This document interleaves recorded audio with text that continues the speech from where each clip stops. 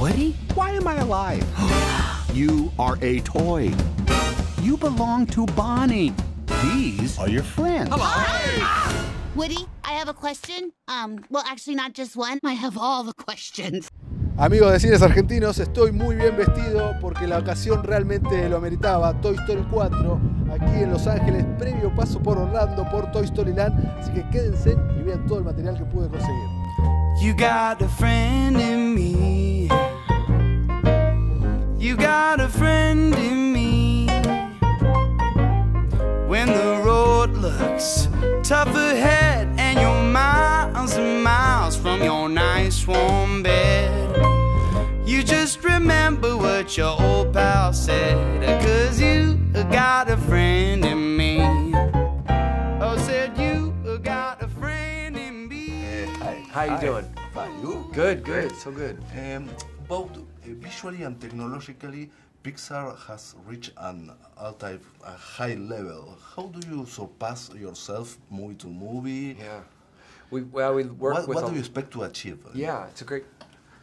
I mean, we work with the smartest people in the world at Pixar. I mean, they're brilliant. And it's kind of like anything you just think up, they find a way technically to achieve. In Toy Story 4, it was almost more about maintaining the grammar and the visual look of 1, 2, and 3, but yet pushing it to a level people haven't seen, like with textures and the dust, you know, and the rain. Bo Peep. Right, Bo Peep, Exactly. and how she's cracked and all that. The antique store, I remember they were asking how much dust, how much all that. And I said, I want to be able to look at it and feel like I could smell the store. Okay. And they went, got it, okay. And they came back showing me. No, we all went, ew, but then we got That's true, it. you did say ew. Aside from the obvious desires of the audiences for more Toy Story, what made you guys to tell another adventure of these characters? I mean, the closure was perfect, and this is perfect. So Yeah. Thank you.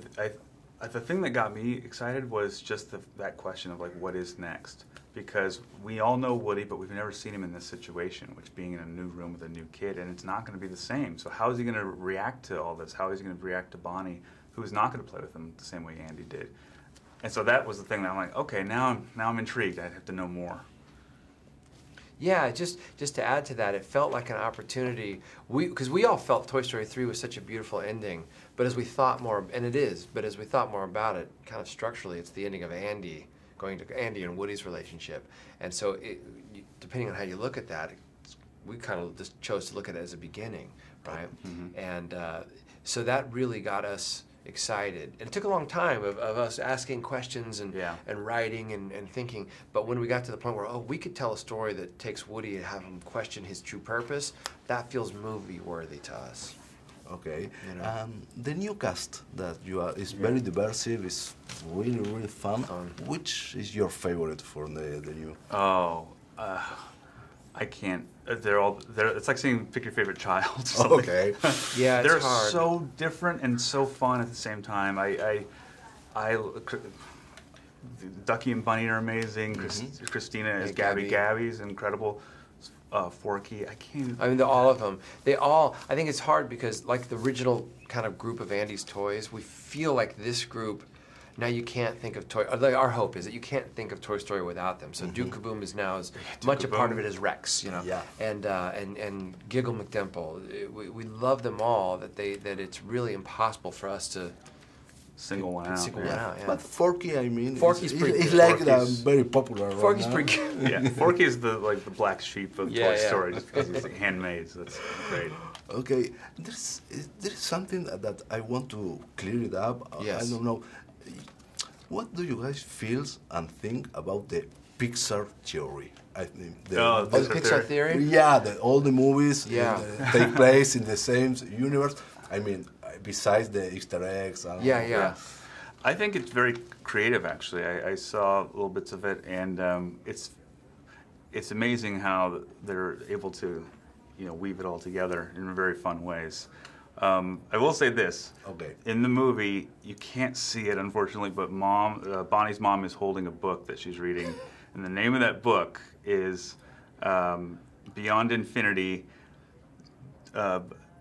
Oh man, I'm gonna get it right. Yeah, that's what it is. Beyond Infinity, debunking the theory of one shared universe. Okay. I remember that is a statement. That's very clear. Well, it's funny. I remember talking to Pete Docter about it, and Pete said, "Man, people think we're really smart." And then he went, Yeah, we're not. So to make a statement is no. Yeah, we didn't engineer it that way. We love that people have pieced it together because it makes us feel like, oh, people really care, and they see they see kind of how I used to see Disney movies in a way. Like you'd come to Disneyland or Disney World, and they're all here together. And I think I kind of like that people see it as a little bit of a world, but we write them individually and craft them in their own stories. So. That being said, it's completely true. Okay. Thank you so much. Yes, sir. This is a little strange, but we all have to make sure nothing happens to Forky. Something happened to him. Buzz, we gotta get Forky. Roger that. Pleasure. I'm from Argentina, big fan. Really? Yeah, man. Oh, great. The Princess Bride is one of my favorite movies of all time. Oh, great. You're visiting. Oh, you're so nice. Thank you. How do you feel with this franchise over the years in your personal life? In my personal life? Well, it's made my personal life possible. I mean, because there were many years when, no one hired me as an actor, and the dinosaur, you could say I rode around on that dinosaur. I lived off the dinosaur because the dinosaur keeps doing things. There's the dinosaur, there's the ice show. Have you ever heard of that? People ride around on ice skates and say my lines that I've recorded, and I'm paid for it. Unbelievable. Okay, so much. Thank you so much. It's a pleasure. It's right to say that Forky is the all-time new favorite character? I don't know about that, but he's definitely a newbie, just like me. I'm a newbie to this. And I think I'm just as overwhelmed as Forky is overwhelmed. So I very much relate to Forky right now. And you like it, or? Oh, I love it. I never thought I'd be here. Much like, Forky asked the question, why am I here? I'm looking around going, I don't know how I got here. I mean, it's very exciting. What can you tell me about the Forky TV show or for the Disney Plus? Well, Forky asks a lot of questions. So each little web series, he's going to ask a question and then explore it with one of the Toy Story characters. So it's pretty cool.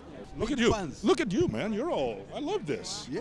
I love this. Man, you're a legend. The only one in a tuxedo. I love it.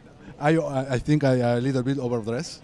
Hey, no you didn't, okay? I recognize that. Okay. So, you have any memories or stories, personal stories with toys yourself? Oh, of course. I mean, when I was a kid, I think that's probably one of the things that kind of saved me, because I don't think I was a very gregarious kid, I spent enough time alone, but those toys that I had when I was a child were the things that were my best friends.